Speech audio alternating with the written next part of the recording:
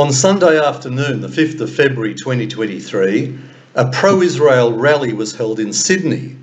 But if you rely on the Australian Jewish news for your information in this country, you wouldn't know anything about it because they chose not to report it.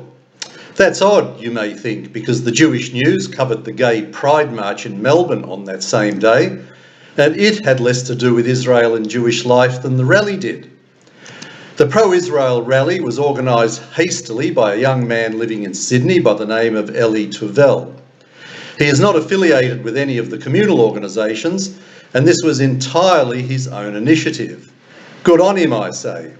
In the space of about a week, he organised the location, a park in Dover Heights, the stage and equipment for music and speakers, security from the New South Wales Police and CSG Group, and the publicity mainly via social media. But what you need to know, and it raises a big question, is that none of the communal organisations or the Jewish news showed much interest in it. Sydney has the Executive Council of Australian Jewry headquartered there.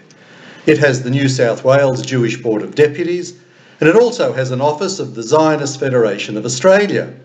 Yet none of these organisations were even remotely interested in supporting this rally. And you have to ask, why not? What was the problem?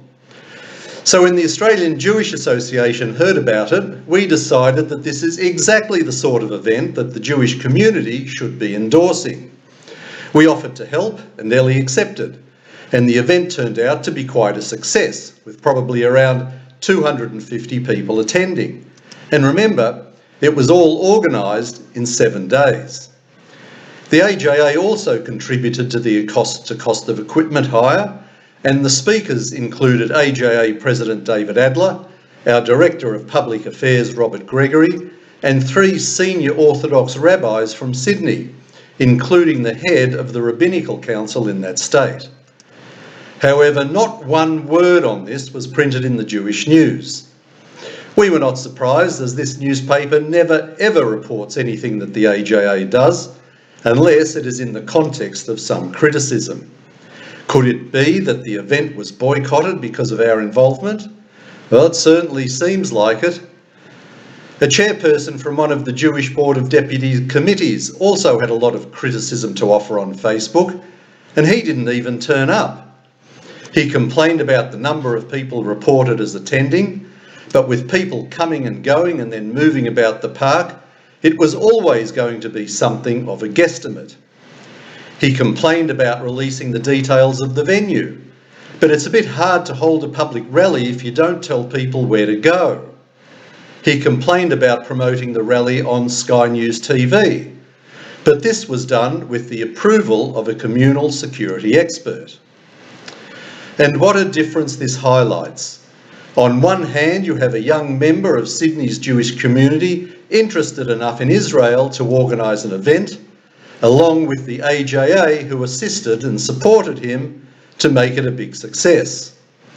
And on the other hand, you have the staid and stuffy Jewish communal organisations who no doubt like schmoozing with politicians at cocktail parties, but couldn't bother to get involved at a grassroots level and connect with the community they claim to represent.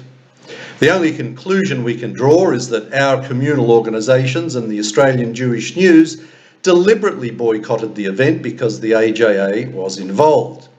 Oh well, we must be doing something right, because despite all the efforts to cancel us, we continue to go from strength to strength. We don't claim to represent everyone, just those Jews with politically conservative values and who strongly support Israel. We have huge support on social media, but we also encourage people to take out membership for $40, as we need your tangible support as well. And you can do this via the website, jewishassociation.org.au. So send them all a message by joining up. The AJA is the only organisation that is actually working for you. This is Alan Freedman for the Australian Jewish Association.